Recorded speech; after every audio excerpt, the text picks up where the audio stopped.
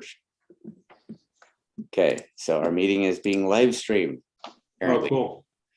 All right, good evening, everybody. I'm Dustin Coiner here from Southern California, the TrackDaz program, and I'm on with the Superbike Genius himself, the team boss of fresh and lean progressive Yamaha racing.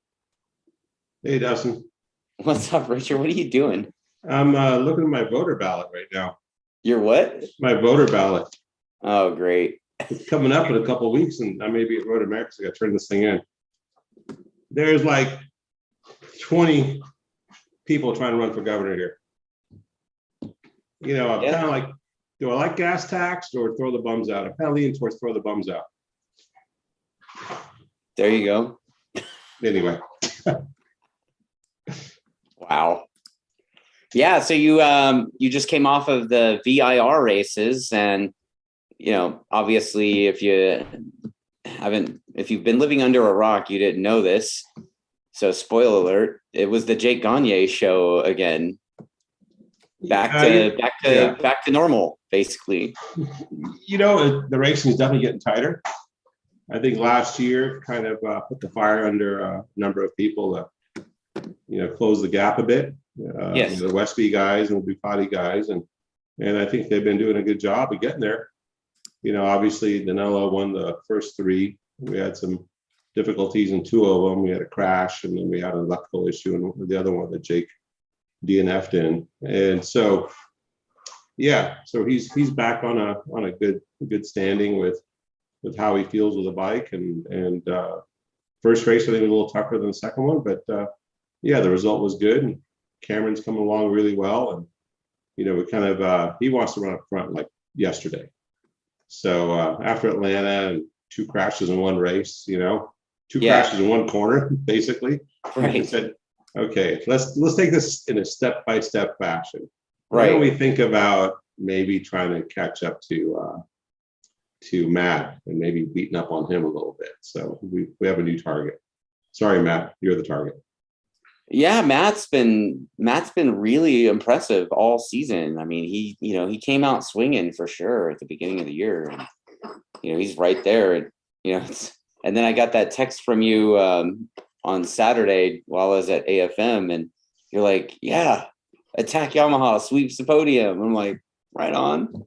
Yeah, so, 1, 2, 3, not bad. I was hoping for the same in race 2, but just ran out of steam at the end with Cameron. But yeah, we didn't. We gave him a bike that worked well by itself, but he couldn't really fight with it. So he could do the laps and catch the guys, but trying to pass them was a whole other subject. So we'll work on that for Road America. Yeah, I mean, obviously he race 2. Cam did capitalize on the pass that Matt made on Petrux, and he followed him under. That was pretty cool. But then it seemed like he kind of went a little bit backwards towards the end of the race.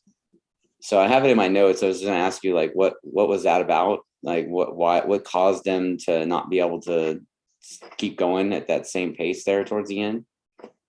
Well, he caught up to Matt, right? And then and then he was on him for quite a while.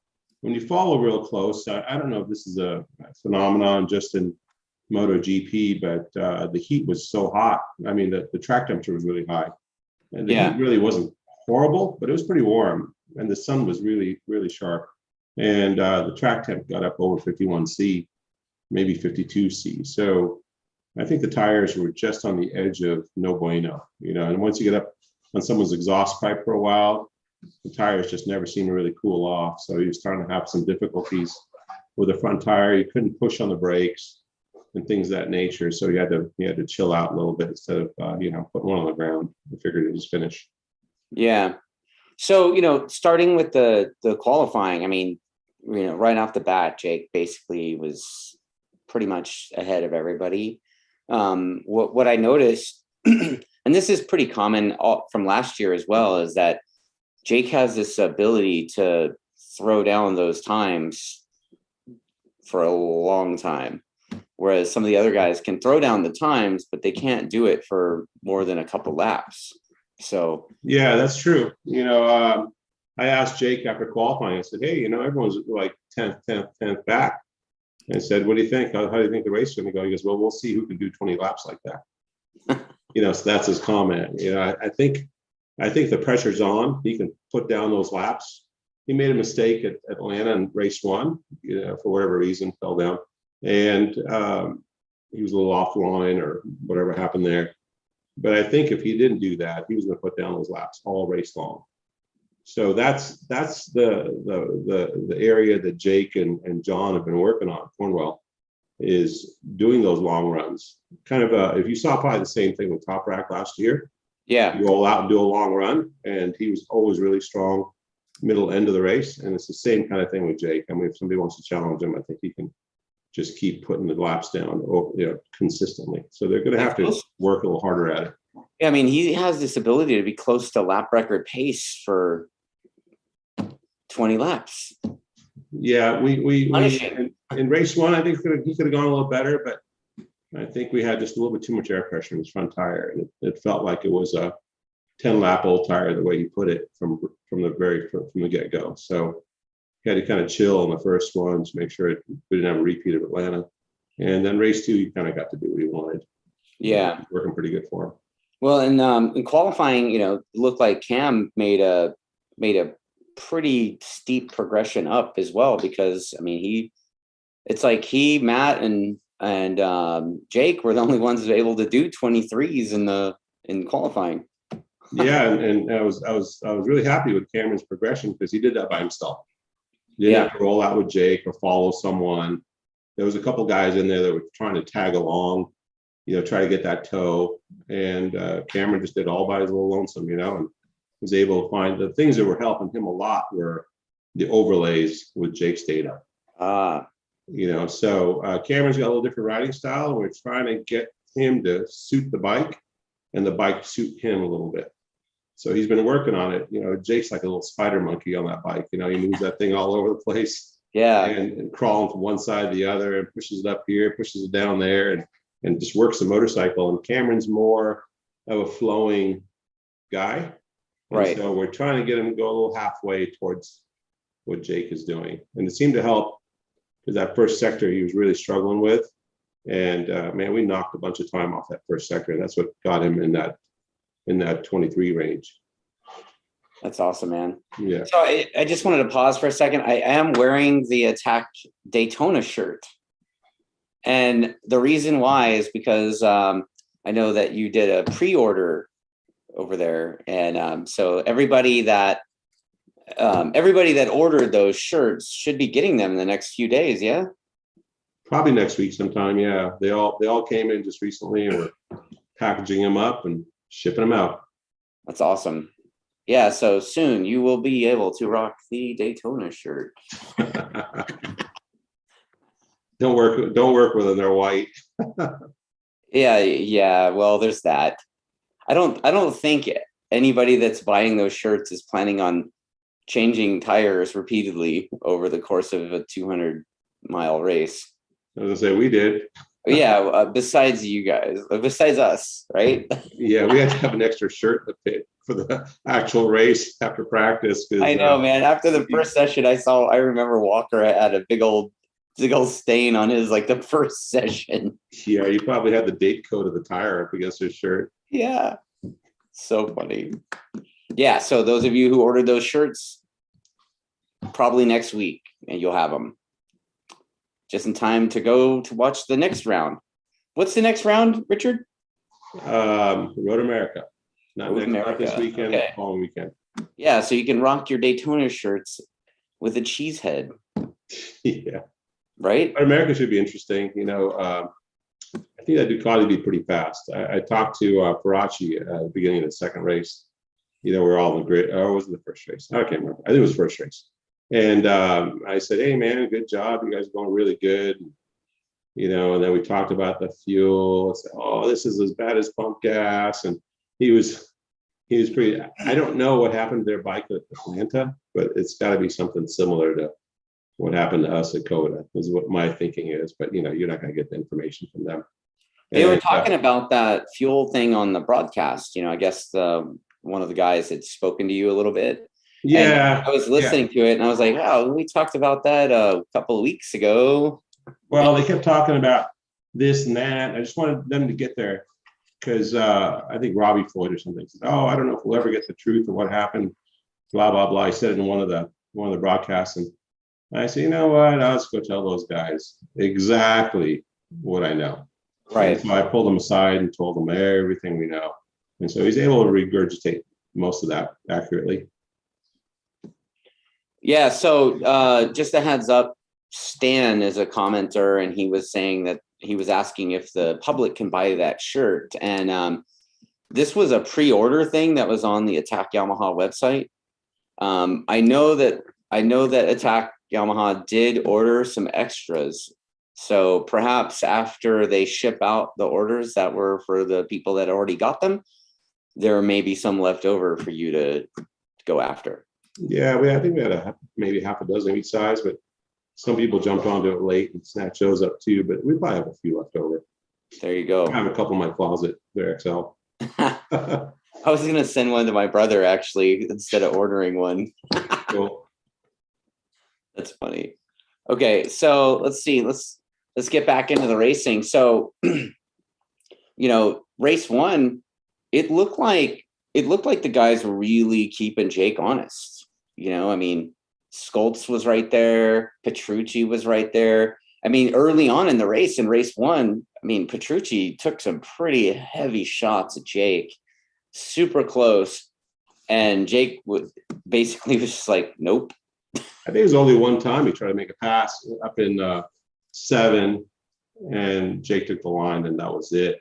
Yeah, I mean, he did hang with him pretty decent for the first few laps, and all of a sudden he just his program went sideways. Literally.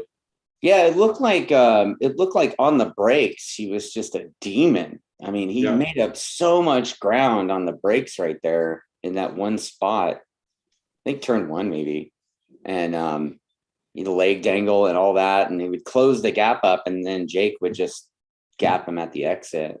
There's a couple other areas on the track where Jake was just yarding him at the exit. So yeah, Petrucci has a really good. It looks like he's really good with the front end of the bike. So he's really good in the first sector, but the other 2 sectors he wasn't all that spiffy. Where Matt was really strong in the second sector, but he wasn't as strong in the first and third sector. And Jake was about equally as strong as Matt, maybe a little bit less in the second sector, but he was strong in all other ones. Right. So that's what made the whole program, trying to get that bike to work in every sector. Right. Yeah, it just seemed like this race, I think what Jake had, I don't know, 2.5 second lead or 3 seconds at the most. Yeah. Just quite the contrast from the 12 seconds from last year. So everybody's kind of stepped up their game. And for sure. It's like, do you think that it's the presence of Petrucci there that's caused everybody to step their game up? No, I think it's the presence of what Jake did last year that made everyone step their game up. So Jake kind of smashing everyone last year, 17 wins and all that kind of stuff, and big long gaps. Same kind of thing that Cameron did the year before. Right. Just made everyone work harder during the winter. The Westby guys came out and tested with us at a local track, which has a lot of character. And I think they learned a lot over the winter, and they put a lot of effort in their bike.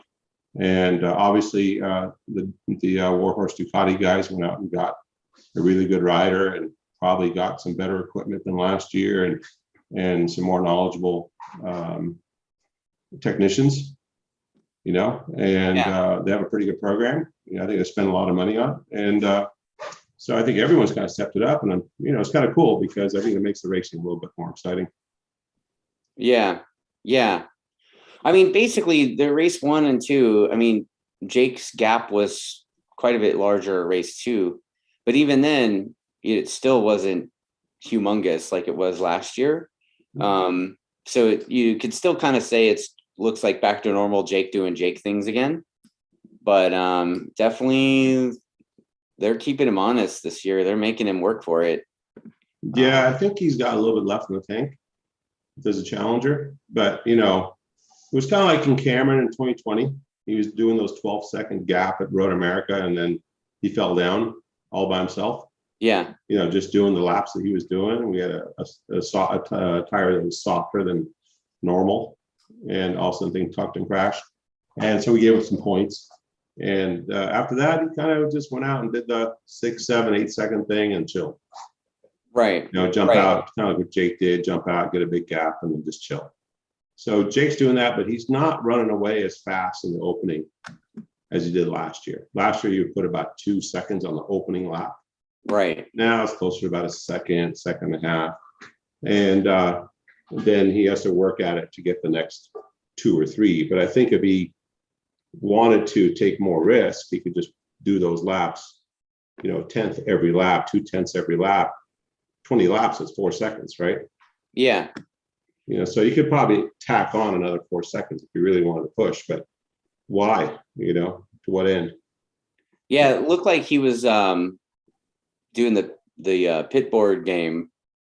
Yeah, he watches it pretty closely. Yeah. It was Cameron, and so I think that's saying a lot. And I think when the other guys figure out what the outlap needs to be like, I think it'll be some pretty good fighting.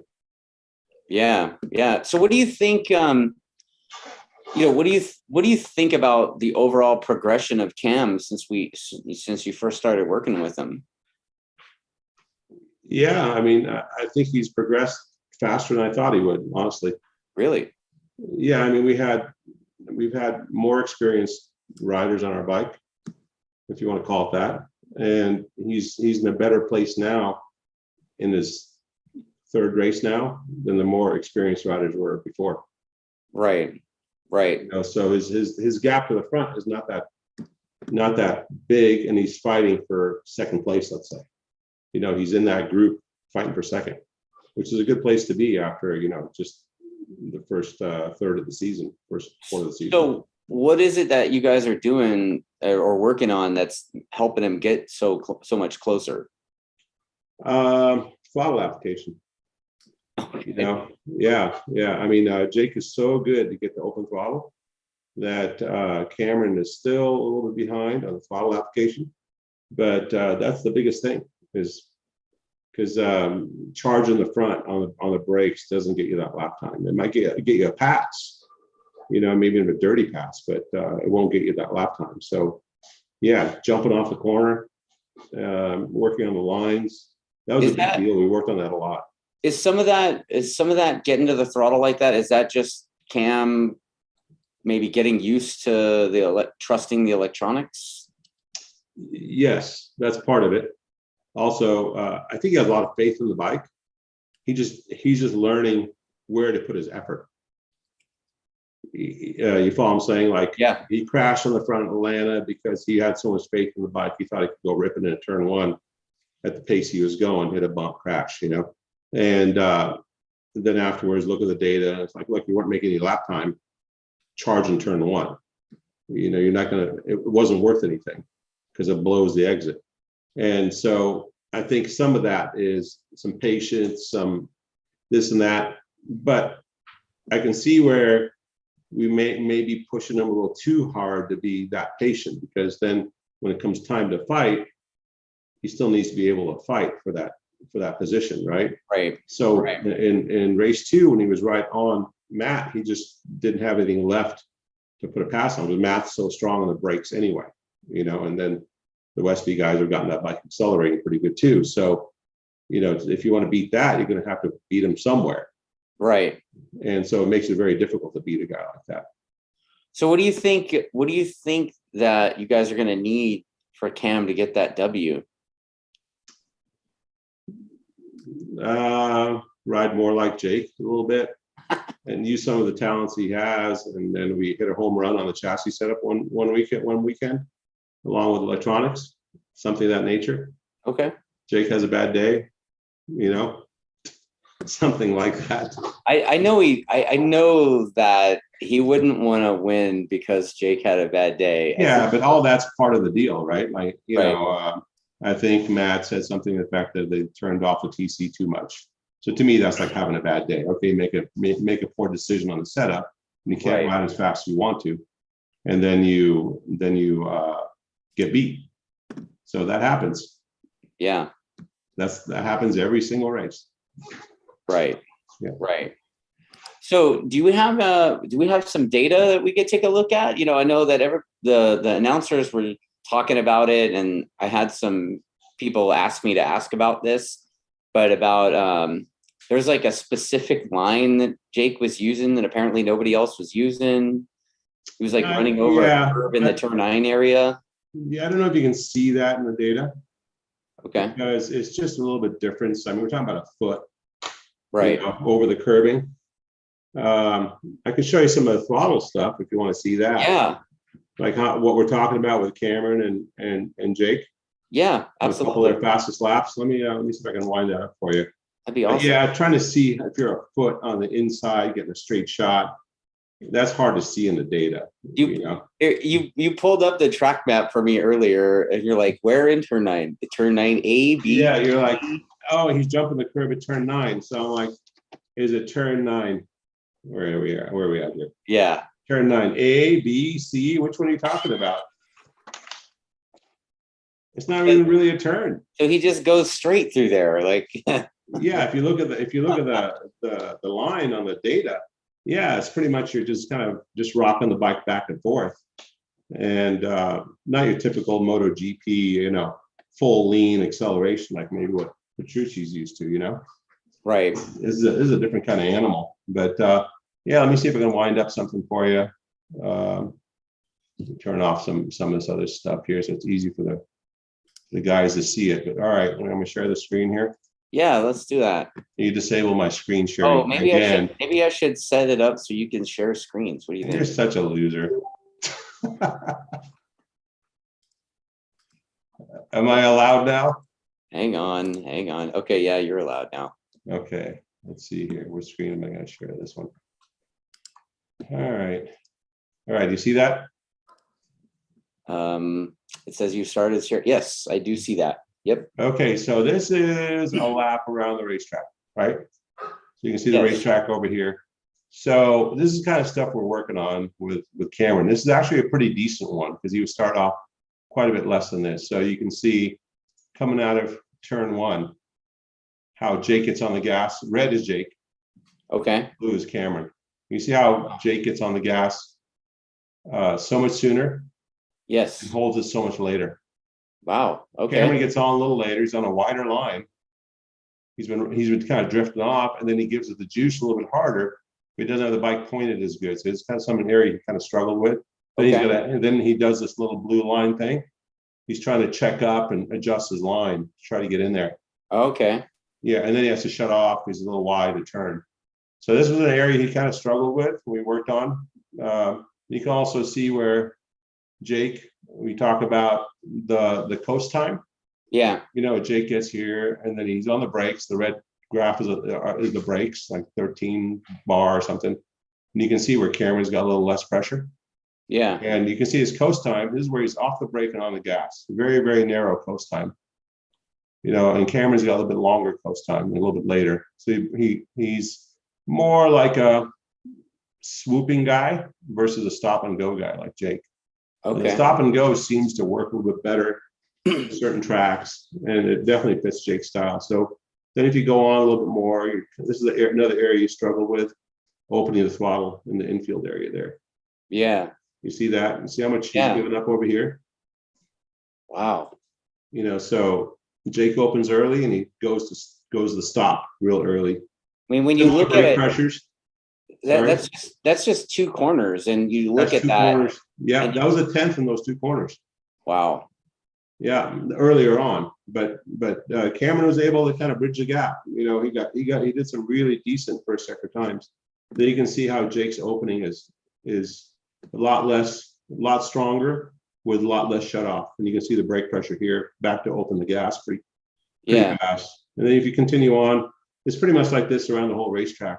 You can see how the throttle opens instead of steps. And that's just building the confidence, to let the tire spin, let the electronics do the work, and not have the tire overspin. So you can see again where he's opening the throttle more aggressively. Same kind of similar shut off and brakes. Yeah. See where Jake shuts off a bit later. So if you're going to challenge Jake, he's going to pop that much further in front of you. See the green, that's the throttle trace. Boom, yes. Shuts it off. and Jake goes a little bit further with it, just a tiny bit. So if you try and put a wheel underneath him, he'll go that little bit further. He might be able to go further again. And then Cameron stabs the brakes right here. Yeah. Kind of upsets the bike a little bit, that initial stab. We're working on that. And where Jake's a little more consistent, he's feeling the front tire and he kind of holds steady brake and then fades off.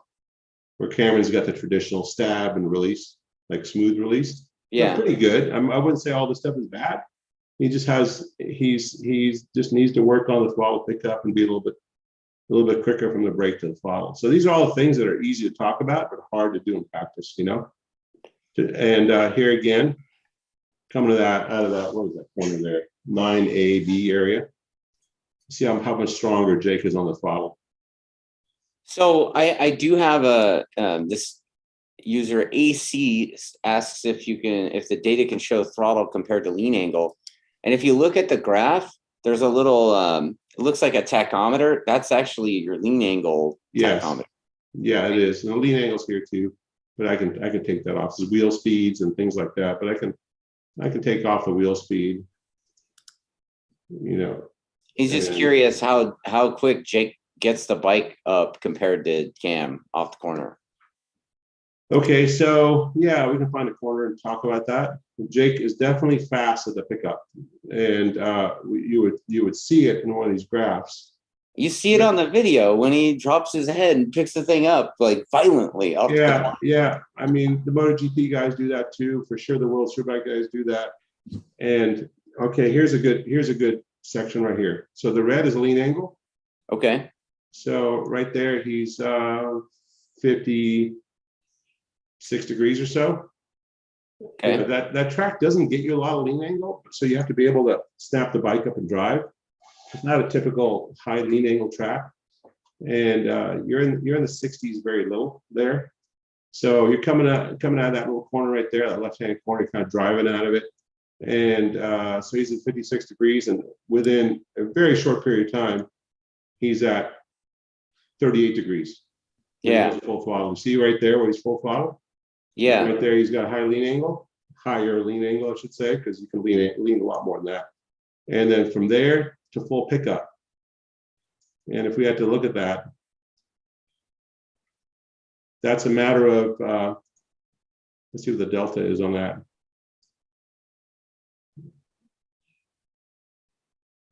That's feet. Let me switch this to time. So the delta on that is less than 0.7 of a second. Wow. Right about there. From full lean, so it's right about here to there. 0.6 of a second. We're talking about how he snatches it up from driving throttle to full throttle. So that gets you the drive off the corner. Same thing here in that section where you're driving off, going down straightaway. I mean, I'm going to kind of use this data to apply MC Knutson's question, but like, how do you think Jake and Cam compare as to when they started with the team? Like compare Jake from 2020 to Cam P today. Jake 2020 was really aggressive, really loose on the bike, more motocross style, and so we had to calm him down. Cam is a different kind of aggressive. He's more flowing, so we have to take his aggression and point it in a different direction, like picking up the throttle and driving the bike, not so much charging the corner at high lean angle. So it's different. Each rider's a little different, even though both guys are really good motocross riders. Yeah. But I'd say Cam P's a little different. I would say it's reasonable to say that Cam P isn't about the same spot Jake was in relation to Cam B, Bobier. Okay. You know what I mean? Like wanting to be up there, wanting to fight with them, and still hasn't put all the pieces together yet to be able to do that. Still learning. That's fair. Yeah. That's fair. Wow. I mean, that data overlay stuff is mean, you can't really go wrong with that, right? Yeah, it's really, really important. I mean, that's one of the advantages we have. We have two really good riders. And if one's a little faster, like there was a situation where Cameron was a little faster in one than Jake. And I showed it to Jake, and he was able to kind of change what he was doing a little bit in that section, just real quick. So you're not afraid to share info over on the other side of the table? No. We had a similar thing, when Chaz Davies was riding for us in Steve Rapp Kawasaki days, and that was in Mid-Ohio, and Chaz would go through out of the keyhole. He would make this left, and he would keep it in one gear, and then he would backshift before he did the carousel turn, and it was worth 2/10 driving in that left-hander on Steve, who would make the backshift before the left and keep in the same gear in the carousel. Showed Steve, hey man, do the backshift after the left, and he went out and did it 2/10. So some of that stuff is like pretty easy on the data to show. So sometimes a lot harder for a single rider team to come up with all that. They're not sharing data. Right. Moto Renaissance says, yeah, that data overlay was insane. The riders are insane. Jake is for sure. I think both of them are. I think all four front runners are pretty insane. I mean, they leave everyone behind, pretty much like, it reminds me of the aliens. Remember that term, the aliens in MotoGP? Yes. Those 4 or 5 really, really fast guys. So, a lot of commentary, when I kind of prodded the fan base or whatever you want to call it, yeah. When I asked about what people wanted to talk about, the big elephant in the room is like, what the hell happened with the Petrucci thing? And you don't really get to see it on the feed. You literally see him, I don't know, maybe a minute or so after Jake crossed the finish line.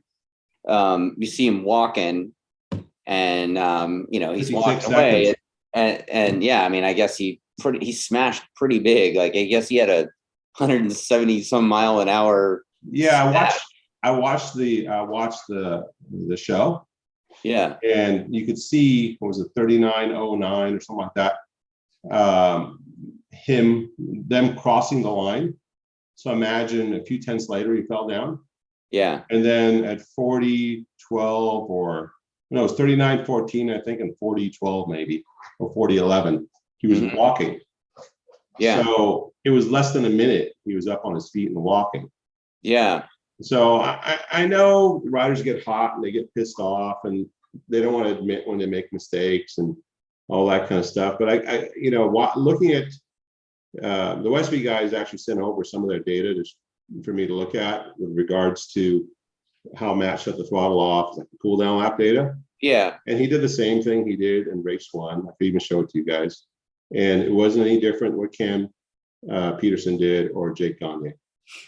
I think what's that?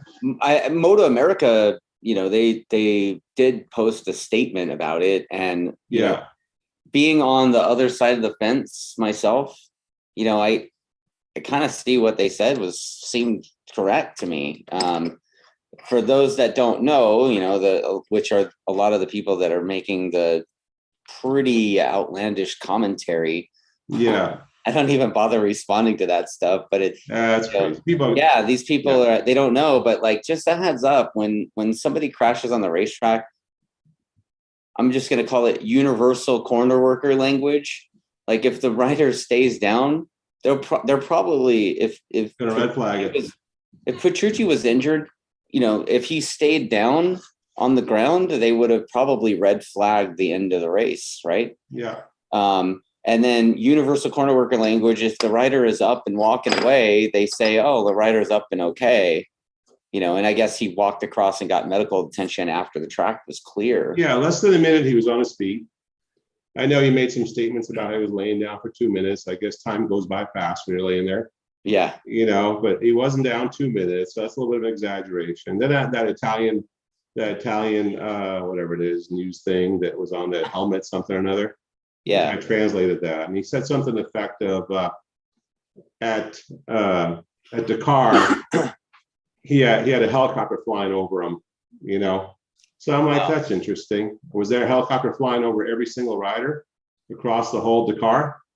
Right. I go, that's pretty crazy. So I looked up average response time at Dakar. It was 20 minutes. Yeah. Average response time at Dakar. So if the guy's GPS goes off, he's not moving, that takes 20 minutes on average for that air helicopter to get there, and another 20 minutes to transport him to a field hospital. So I'm just gonna 40 throw minutes this out there because I'm like Ron Burgundy and I will Yeah. say anything. Chunky Buns says typical male exaggerating the length of time something went for. Go figure. Yeah, Chunky Buns, huh? Nice handle. Oh man. Oh man. And she says exactly. He obviously wasn't laying there motionless. You know, for more than You know, it's rider at the heat of the moment, just lost a position. Looking at the actual race feed, and looked like Matt was on the inside. Petrucci was trying to draft him. They're both racing the line. He misses by half a bike length. Maybe he lost his focus and where he was on the racetrack is on the outside. Yeah. You're going 180 miles an hour, you know? Right. And the way that corner is, you're actually you're wheeling through that corner. Your front tire loses a little bit of grip as you go over that corner. So I can see if you shut the throttle off, it'd be very easy to tuck the front. Now, also what happens is your sector switches. The sector you had in the last corner, the whole sectoring resets on start finish. So you end up with engine braking you're going to use in turn one. So if you chop the throttle, the bike's going to go, okay, you're ready to slow down for turn one. It's going to put probably a bunch of engine braking in top gear, because you usually have a good amount of engine braking in the top gear, so you don't have a lot of reverse torque. You know, so it's possible all that stuff came into play. He was out a little bit wide, lost positioning, and lost the front, crashed. You know, it's just a mistake. He made a mistake. Nobody ran him wide. Everybody else is exaggerating. He's exaggerating the conditions. I mean, that's probably one of the safest corners anywhere to crash. There's like, you could crash for like a quarter mile over there. There's nothing but grass out there forever. Right. I guess he did hit one of those little cardboard signs they have up in the braking zone, you know? Yeah. I guess he got some stitches in his ankle or something, but yeah, I heard he broke his ankle, maybe just broke a bone in it or something. I don't know. Short Guy Moto said he handled it like an Italian. I don't want to get into that because I've met some pretty cool Italians. Hey man, I'm not. But they do call it the romance language for a reason. Right, and then emotional. Joseph Svium says Petrux is already back in Italy. Odds are he's not coming back anyways.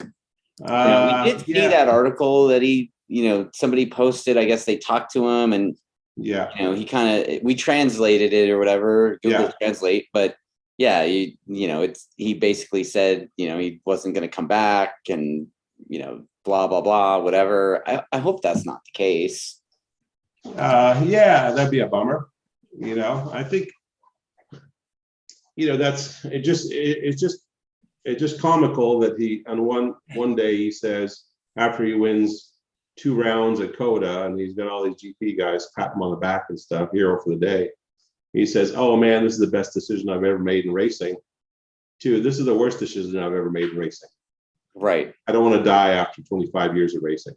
I mean, it pretty dramatic, I'd say. It does seem like a pretty dramatic swing, like almost as dramatic as the fact that he went from winning to not winning. No, I don't think that's so dramatic. I mean, we were on pole for Coda. Yeah. We were on pole for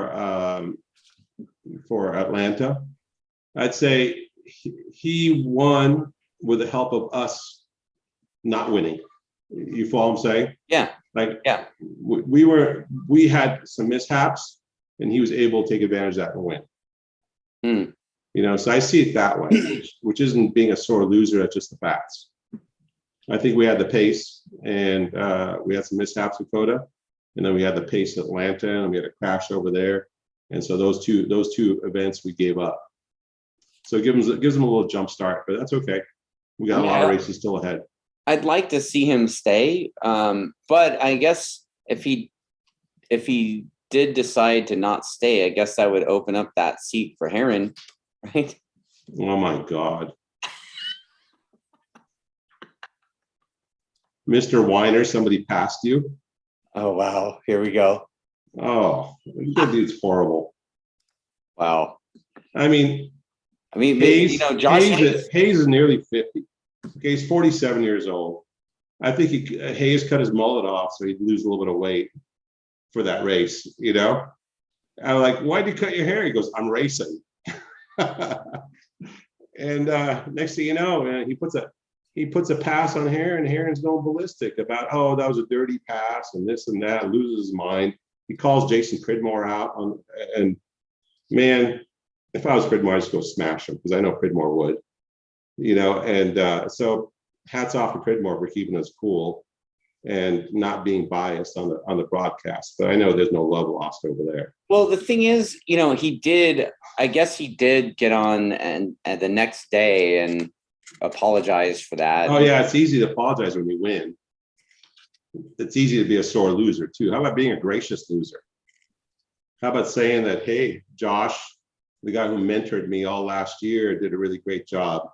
Didn't expect that pass, blah, blah, blah, How about being a gentleman racer for a change, instead of flipping people off on the racetrack like he does? Loses marbles every 5 seconds and calls people out on social media because he's too small to do it face to face. How about some of that? Wow. The guy's a loser. What can I say? Wow. I was embarrassed to have him on our team and have him over there flipping people off on the racetrack. It's just horrible behavior. I would never have that from any of our riders. Yeesh. That's what it is. You want me to be honest or what? Yeah, of course. Yeah. Wow, it took a darker turn than I expected. That's coming from me. You brought it up. Wow. Yeah, I did. It's my fault. I feel bad for that Warhorse team because I think they have a good program and they're trying really, really hard and put a lot of money into it. And I always feel bad for team owners and stuff when this kind of stuff happens. I mean, riders shouldn't be like this, calling people out on the podium. It should be professional. Riders shouldn't want to quit because they crashed. They should keep their obligations for the year, do the best they can for what they have, and make the team proud. There's a lot of effort. I think these guys, they always think that there's no effort goes into these things. There's a lot of effort goes into building these motorcycles to show them at the racetrack. I mean, it's just countless and countless hours. Take time away from your family and all this stuff. And the rider goes, oh, I don't want to race anymore. You feel like smashing that dude. Yeah. Yeah. So again, hope Petrucci doesn't bail. I mean, I hope he doesn't either. I hope he stays. I hope he's just being a hothead at the moment. Yeah. And then, it's got to be uncharacteristic of him. He even called out the team in that really that deal. Do you read it? Where he said that the team wasn't experienced at managing such a complicated motorcycle. Yeah. Last time I looked, he's got it. By the way, Richard, I'm getting a text message like, damn, Richard's speaking truth right now. I always do that. It's easier than lying. Oh yeah, that's you don't have to remember what you said last. You just keep saying what you know. Man. So anyway, I mean, he calls out the team, which I feel bad for, saying that they don't have, they can't manage that motorcycle because he had an engine braking or something like that deal in race one. Yeah. And last I looked, he's got an Italian crew chief from Ducati, I think, and an Italian data guy. So I don't know what he's saying about the inexperience.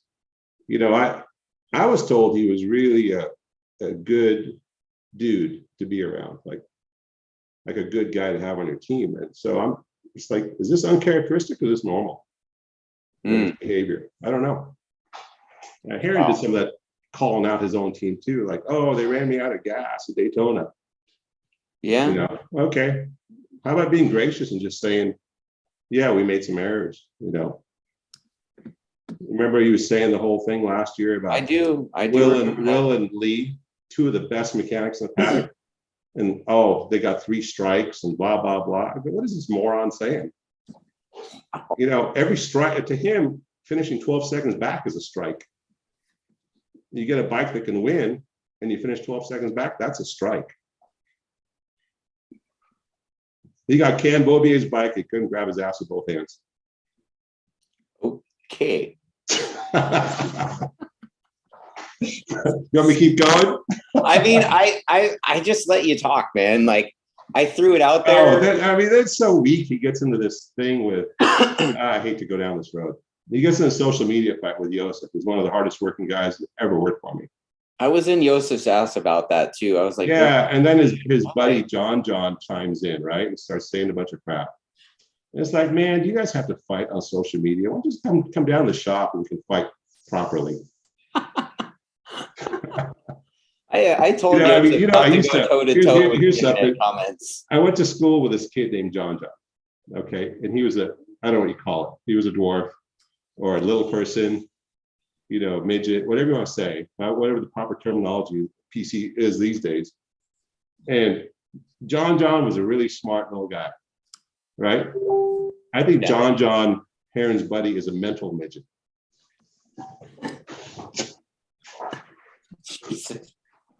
I actually know John. I do too. A nice guy. So he should just shut his trap. He's a super nice guy. Yeah, normally he is, but I guess Heron put him up into this, down in the gutter fighting on social media. So yeah, I don't even do social media because all the stupidness that goes on. Everyone's so brave behind the keyboard. Wow. Yeah, I actually like John. I'm friends with John, and I saw those comments going back and forth between him. That was Heron typing that shit up on John's account. I guarantee it.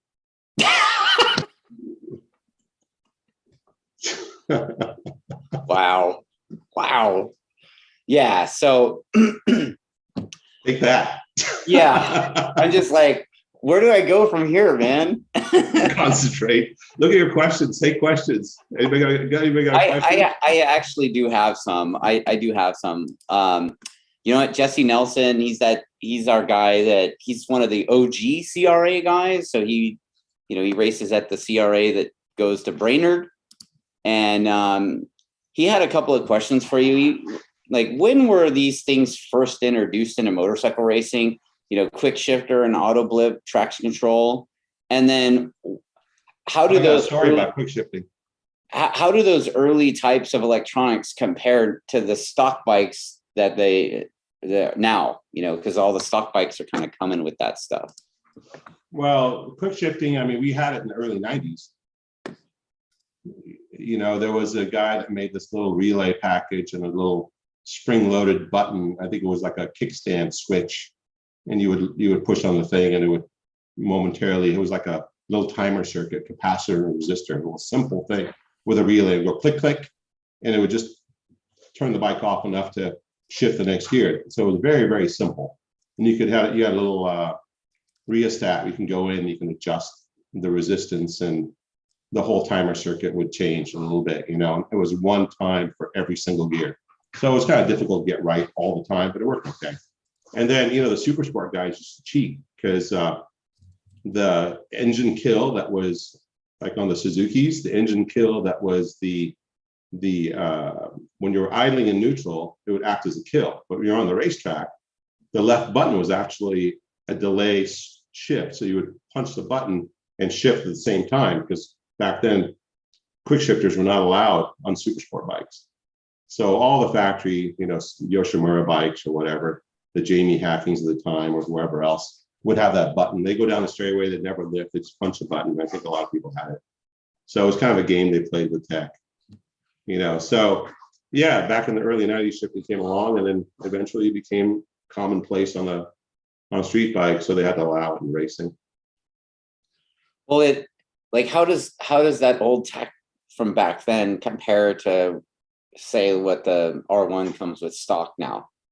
Oh, shoot, it's miles apart. The R1 now has power phasing and it's a nice smooth shift. And I mean, it's just crazy. You can be leaned over and shift the bike and it won't upset the chassis for the most part. Same with the race bikes. They have RPM matching for gear to gear. So it knows how much. It actually isn't even a full kill. It's a rev limiter that comes on prematurely and allows you to shift the next gear and power comes back on. It's super slick, the stuff they're doing now. I mean, it's really F1 technology compared to back then, you know, spring-loaded switch with a relay and a resistor. So I do have, I got another Petrucci comment. It says, if he thinks, But what about Matt Schultz? well, if he thinks VIR is unsafe, wait till it goes to Brainerd. Oh yeah, we were talking about that. If he makes Road America and he gets to Ridge or Brainerd, I think he's going to take one look at the place and adio. I mean, even last year I remember going at the test and we were driving the rental car, and I remember sitting behind you and you're like, "Ooh, that wall is pretty close." They changed the angle though. That was like if they didn't have that little chicane thing there. Yes, but still, you're basically rubbing up against the wall before you turn in. Right. And you remember Baz almost made it to the pits during the race. You know, you hit that curbing on that right-hander going by the pit wall. You could get to that pit wall, but you know what, man? I remember Infineon when they used to do the big carousel turn NASCAR takes. And those guys used to barrel into that turn, whatever that back straightaway was, and they slowed. I mean, if you didn't make that brake marker, you're going to the fence. Yeah. You know, Firebird used to be that way before they put a chicane in it. I mean, there's a lot of tracks. Mid-Ohio, there was a wall right there on the exit of the last turn. They pushed it back. And then, you know, people complain, and there was some pictures of, I think on that one thing that you're talking about, that one Italian website of the S's there at Brainerd.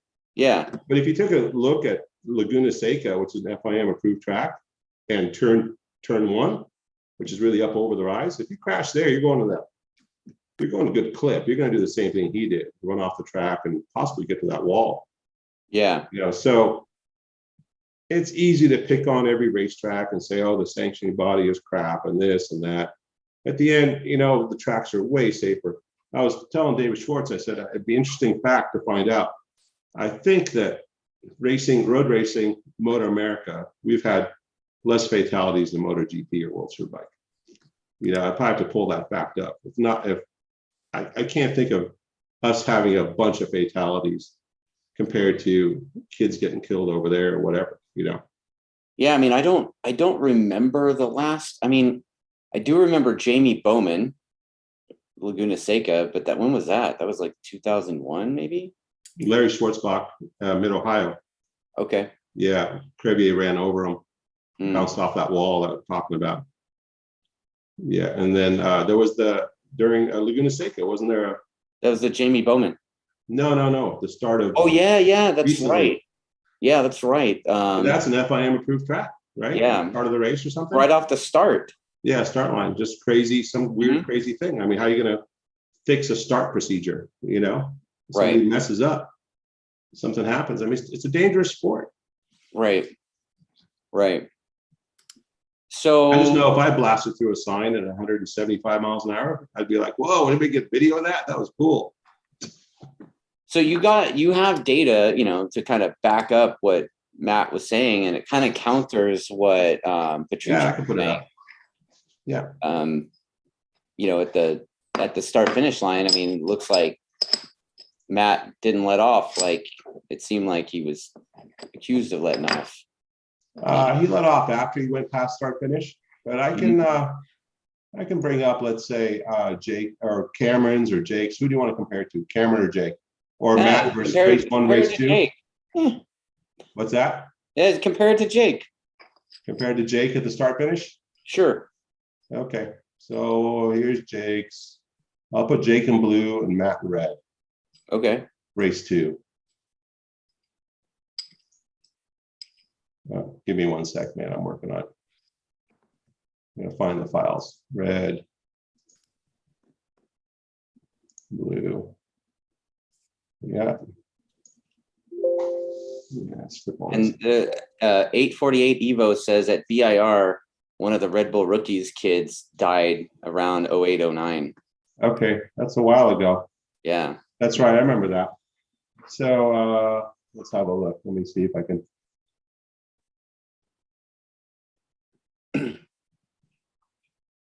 All right.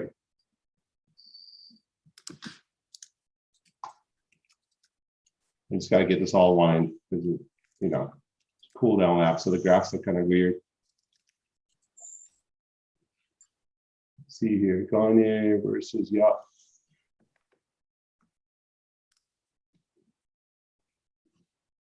No transmission on Gagne. Give me a sec, man. I got to get this all straightened out. Yeah, man. You know, this is a look at data that most people don't ever get to see. So, yeah. Ask me some other questions. I'll get this all working while we're talking. Sure, sure. Robert Johnson wants to know if I can ask you which version of the R1 you recommend for super sport or super stock racing. Can you go with the standard one, or do you want to go with the R1M? Standard one. Okay. Because the R1M is got electronic suspension. You don't need it. Okay. Fair enough. So yeah, standard one. Well, there you go. You don't need the full Bike Night edition. Use the standard R1. It's good to go. Yep. And then Mark Keown, 79, says to ask about Jake's line over the curbing in turn 9. Apparently, he was the only one using it. Yeah, we talked about that earlier. Yeah, he just straight lines. It saves a little bit of distance, shortens the track up. And yeah, I mean, that's they've got that. John and Jake have got that bike so comfortable for him that he can go over curbing and things like that. And maybe other guys go over and the bike goes sideways or gets a head shake. He seems able to negotiate the curbing pretty good. And then let's see. Doug Cronkite, this is a guy from San Diego that rides. How do you, Richard, how do you keep motivated to push forward with the race program when it feels like a money-losing proposition all the time? Racing has money-making opportunities? What? Yeah. I was working for the Yamaha school over the weekend, and the last couple of days anyway, and they have a thing where, yeah, you know, we started this school because the first school we did failed. You know, it was like how to make money in American road racing. Yeah, I mean, that's like the joke. And yeah, like how to make $1 million in racing, start with 2. Yeah, pretty much, that kind of stuff. So how do you stay motivated knowing that? It's a challenge. That's why I enjoy having Petrucci and his team there, or the Westby guys going a little bit faster this year. You know, the challenge is always good.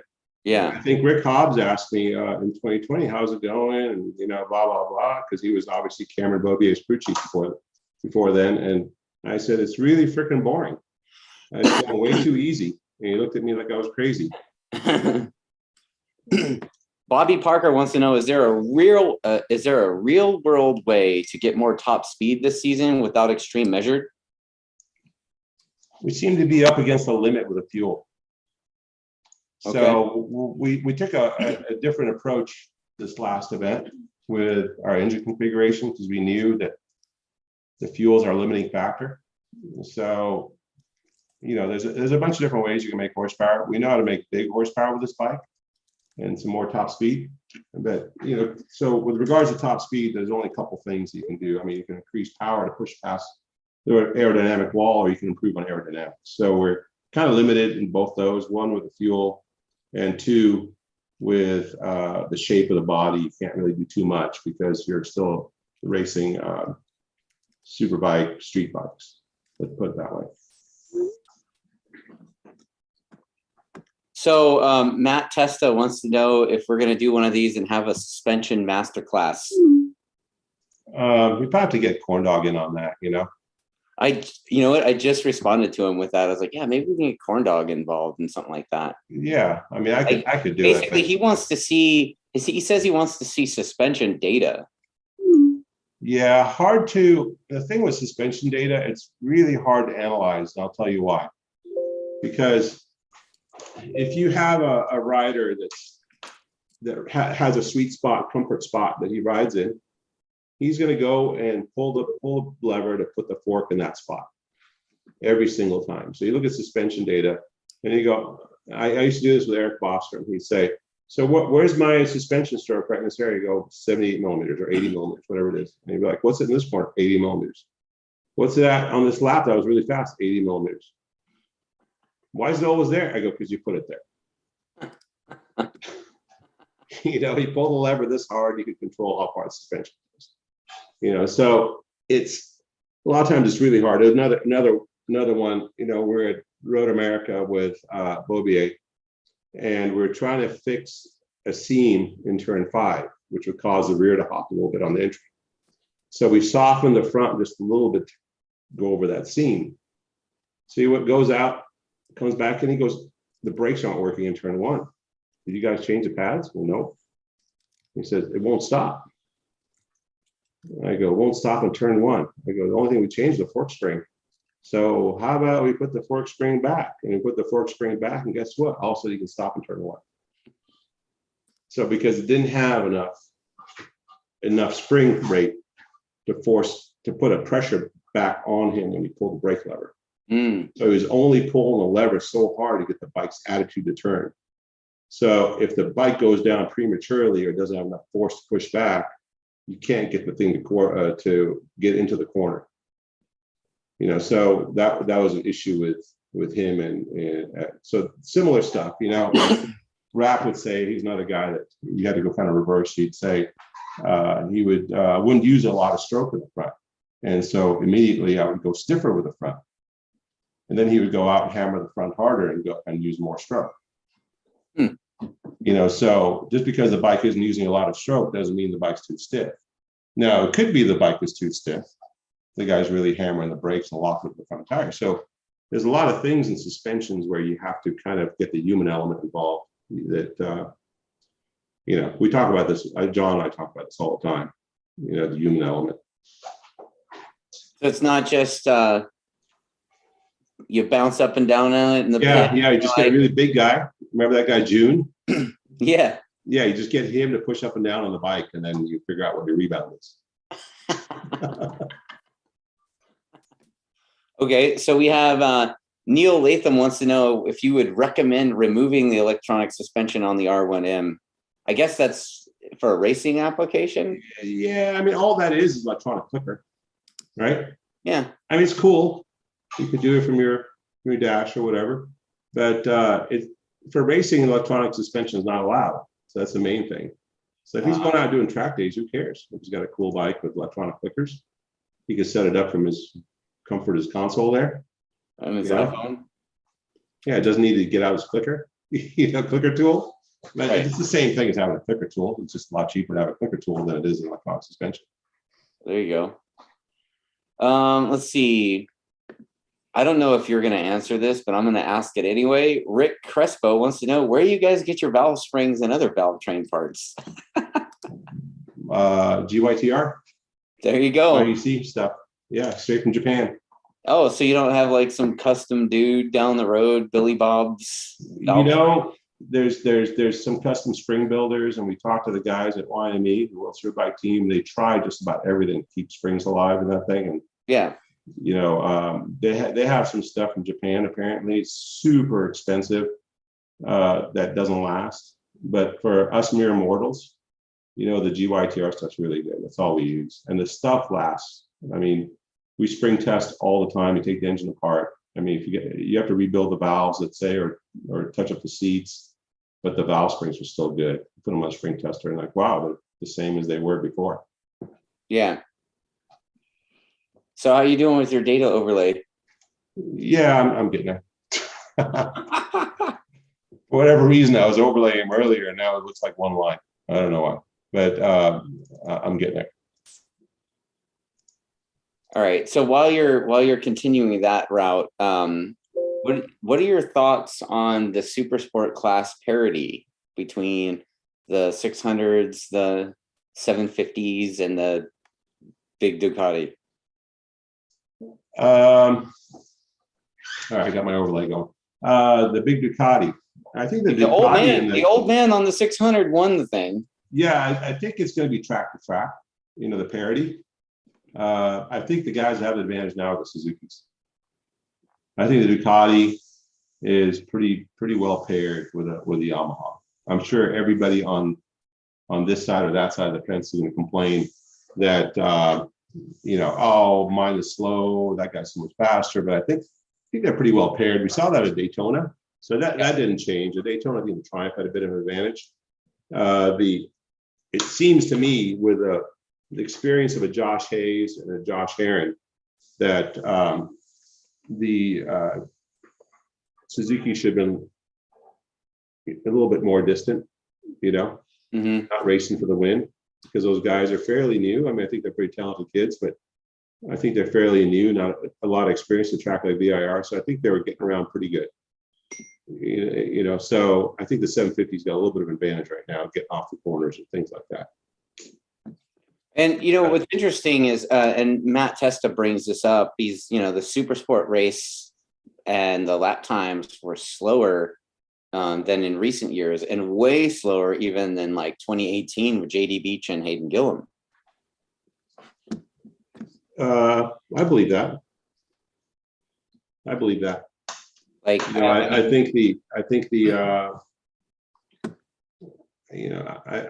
Herron's doing a little cherry picking, with having that level of a team and his experience, but I guess he's got to restart somewhere. I guess call it a restart, where Josh, who doesn't race competitively every single weekend, go out and win, put some crazy moves on him and outfox him basically. I think that says a lot, but that class I always thought was supposed to be a class for kids that are coming up. So there's still a lot of, Rocco Landers and those kinds of kids that are coming up. And, Lockhoff and what's it, Tyler Scott? Tyler Scott, Lockhoff. That kid's only 16. Yeah. That's what I'm saying. A track like VIR went really well, Yeah. So I think my guess, the rider might be super duper talented like a Ben Spies, but and the Ulriches are really good at finding that kind of talent. And so maybe it's real, but I kind of think the Suzuki's got a bit of an advantage. So I guess it's maybe they'll go another round before they look at the parity again, because I think they can change the bikes to make them closer, right? Yeah, they can mandate torque delivery and all that. I don't know what the back end is on that Suzuki, if they actually had it over there. I don't know if Scott Smart got his hands on it and was able to really tune it, if they just clip the torque on it, or if they clip the throttle opening. So all those things are different, right? Right. You clip the throttle opening and the thing can slap a bunch of torque. So to properly map it, you got to clip the torque. You got to say, okay, we're only going to give you this much torque, which is consistent with the Yamaha at this RPM range. So you have the same, what they call area under the curve, the amount of work you're going to be able to do, horsepower, all that stuff can be regulated with electronic throttle. I don't know if they've done all that work with the Suzuki. Okay. I thought they didn't yet, but maybe they did. I don't know. Wow. A weird class where you can actually manipulate all electronics. In a series where I hear sometimes they want to get rid of electronics, they have to use some pretty advanced electronics calculations to clip power so they can make this, bring more manufacturers in. So it's kind of a weird. I guess that Tyler Scott kid is the one that won the Junior Cup last year on the KTM. Yeah. And he was like the only KTM out there. Yeah. So we want to see some overlays? Yeah, let's take a look. All right. And let me share the screen. You can already share the screen. Yeah. So here we go. You see it? Yes. So what we have here is, so if you see up here, it says Gagne right there in green. So this is Gagne going by start finish. Do you want me to zoom up a little more? Yeah, let's zoom it up a little bit more. Okay, let's zoom up to that. Okay, here's start finish line. These are GPS traces. The track is not really the track. That's a race line from Gagne. Okay. From earlier. So you can create the track on the data based on the race line. So that's not really the shape of the track. The track could actually be maybe this wide. See where the mouse is moving? Yeah. Yeah. So you can see Gagne goes by start finish, and he takes a little wider path than Matt did. Matt is in here. Yeah. He's on that red path. So I would assume that since Matt is this little X right here and Gagne is that little green line, Petrucci would have been on that line. But somewhere here, Petrucci ran a little wider than he should have, crashed. So this is Gagne shutting down the throttle and going in. So Matt was actually a little bit in tighter than Gagne was when he shut down the throttle. So if you want to compare that to, let's say, Peterson. So we'll take Gagne's off, turn that one off, go over to Peterson, and we'll turn that one on, make him blue or green, and yeah, skip all this stuff. So here we go again. So with Peterson, he was in a little tighter, and Matt was out a little wider. So Matt was kind of in between where Peterson shut down the throttle and where Gagne shut down the throttle. Nothing strange. He didn't swerve. He didn't do any of that stuff. That's just how we shut the throttle off at VIR. Now, if you can compare it to Matt from race 1, if you want to do that. Yeah. We'll go to race 1 and we'll put that up. And see how Matt before, Matt after? Identical. Same. Identical. So the guy's a robot. He did the exact same thing he did in race 1, he did in race 2. So these 10 hertz GPS, pretty accurate within a foot or two. So that pretty much squashes any kind of thing about, him trying to. There's more you can look at. You can look at braking, you can look at front wheel speed, you can look at lean angle, and I looked at all that stuff. There's nothing there that says that, oh, Matt decided to stand it up. And I know he was talking about sanctioning riders and all that kind of stuff, but dude, you messed up. Take your lumps, deal with it. That's all. Be the nice guy that I thought you were. Okay, so I got a couple more things I could ask. A lot of people were really wrapped up in that Petrucci drama. Like most a lot of people were about that. That Neil is the guy that was talking about the R1M suspension, Neil Latham. And he says an 18 and a 21 R1 have the same power with a pipe and a tune. Yeah. Richard, it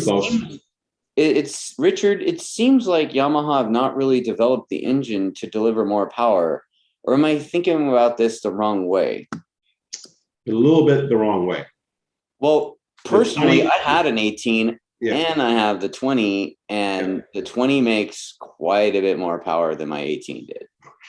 Depends on the trim. Okay. The 20s is just a better package overall as far as the power delivery. When we first started with the 20, it was like, wow, how are we going to get power out of this thing? They had a little different shaped port and all this stuff. But then once we started really getting into it and working on the engine and finding what that engine liked, it was immediately better. Yeah, I mean, I know that you worked a lot with the stacks and the cams and stuff. I think Neil's talking about, stock bikes that have a ECU flash or whatever. Yeah, that also depends on who flashes the ECU, but yeah, for sure there's the both bikes have a lot of potential. It just takes a little bit more work on the 19 epoxying the ports, all those things that the 20 comes with already. If you want to go on Superbike trim, the 20 port is much like an already epoxy port, the shape of it. So once you know how to manipulate that a little bit, it takes a little bit less work to get to that number than the 19. And then there's a few things in the bottom end to make it better. Bearings are a bit wider, and the pump's a little bit smaller, so there's a little less drag. It's the hone, I think, is a little bit better for the long run, so it's a little more slippery. You take a 2022 engine, you can spin it by hand, you don't have to put a wrench on it, all those kinds of things, a lot more friction reduction in the engine. The transmission is a little stronger, things like that. But all those things that Yamaha said initially when they came out with that bike. So then the last thing is, obviously, you said you got Road America next, right? Yep. And that's in June. So do you have any kind of R&D stuff, engine modifications, or new fancy swing arms or anything like that? I've been working on this. Oh, what is That's actually part of the swing arm. Okay. Yeah, this is the center section of the swing arm. It's all CNC machine, you see. Yeah. I've been slowly working on that. It's a new section, but obviously we had to put some bikes back together after the last one. So it took a little bit of our development path out a little bit. Yeah. But I don't know if we'll be ready for Road America. We have the rest of this week and beginning of next week. If we can send it there, cool, we might try it. But Road America, you get like 5.2 laps per session because the track is so long. So it isn't like you're going to be able to throw all kinds of go fast parts at it. The best thing to do is show up with what we know and try to put in concentrate on a really good setup and work on electronics and work on the chassis and work on the rider and try to get the most out of the bike for what it is. So also, you mentioned that you had to put some bikes together. So I gotta say that Matt from Color Zone really came through for you, man, because I know you had to paint some tanks and bodywork and stuff before the last round, right? Yeah, 2 tanks, four body sets. Yeah, we flattened 2 bikes pretty much at Road Atlanta. Flattened. And then the gravel trap, because our fuel tanks are really small. I was talking to Ed from Westby earlier today. So the cover basically is very close to the airbox. Yeah. So when the thing ends up on its upside down and ends up on the gas tank, it breaks the airbox. Right. And not a great thing to have because all the rocks in the gravel trap end up in the engine. So we smoked 2 bikes, 2 engines, forks, wheels, this, that, whatever. So the last 3 weeks we've spent basically rebuilding our spares inventory. Oh man. So we're ready for these next 2 rounds, And Matt, yeah, for sure, Matt. First thing we did was prep the bodywork, so Matt can paint it, and he did a great job getting it all out to us on time. Sarah wants your photographer. Sarah wants to take photos of that swing arm once it's finished. Sure. That's what she just said. She's Yeah. like, man, I really want to take pictures of that. Yeah, she will. Oh, I'm sure she will. Yeah, there's some innovation we're putting into this one, so she'll get to see some of it. Yeah, lately, if anybody doesn't know, Sarah, I think how you pronounce her last name is Chappelle or Chappelle? I think Chappelle. I don't know. Am I saying it wrong? Or Chappelle. I'll call her, hey, what's going on? That's what I say to her. Yeah. So Sarah, she's the team's photographer. So all the pictures that you see on the Attack Yamaha social media, just about all of them are from Sarah, for those that don't know. Yeah, it used to be Schaffner, but she's much nicer than Schaffner. Yeah, and actually, she posts content. I actually miss Schaffner. Schaffner's he's like a cartoon, right? He's like a cartoon character. We all. Yeah, in some level, yeah. Yeah. And he takes really good photos for sure. I just, we actually get Sarah's photos. That's the thing. Yeah, Schaffner is a bit of an eccentric perfectionist type. So if it isn't just right, he's not going to put it out there. And sometimes just never quite gets out there. And Sarah just told me how to pronounce her last name. She said, think of it like a church chapel. Chapel. Okay, not Chappelle. Chapel. I was going with Chappelle, because of Chappelle. So more English and less French. There you go. All right, Richard, I think this is a good show, man. Thanks. Can we badmouth Aaron some more? God damn it.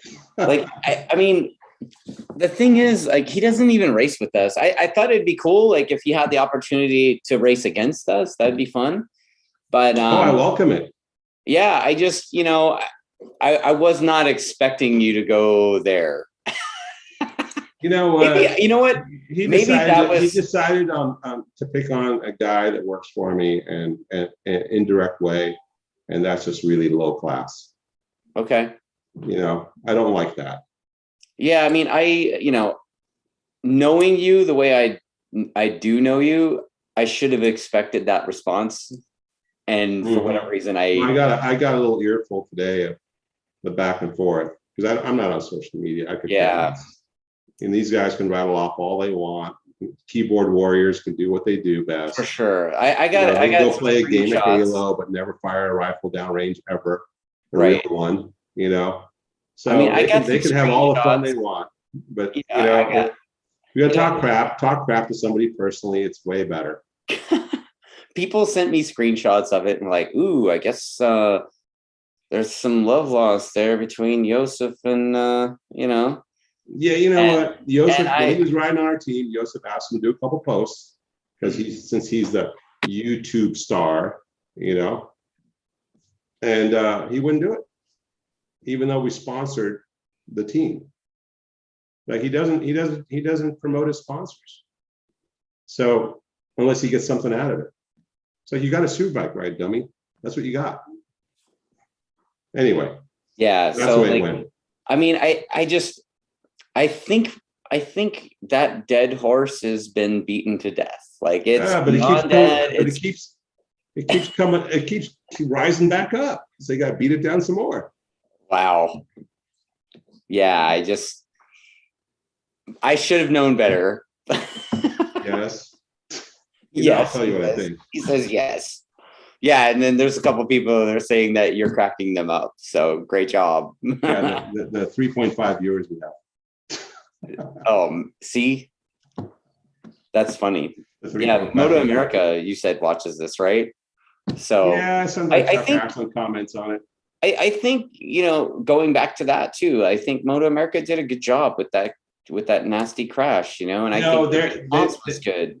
You know, I know the people that are running the thing, and like Rick Hopp's not an amateur at this. He's a race director. Yeah. He's been around racing a long time, behind a bunch of championships. The guy's a class act. And I just think that it's really easy to make Moto America a punching bag. You know, I call them out whenever I think they're wrong. You know, I do. Yeah. I mean, these guys are just making them a punching bag whenever they don't get their way. It's like petulant children, you know? Yeah.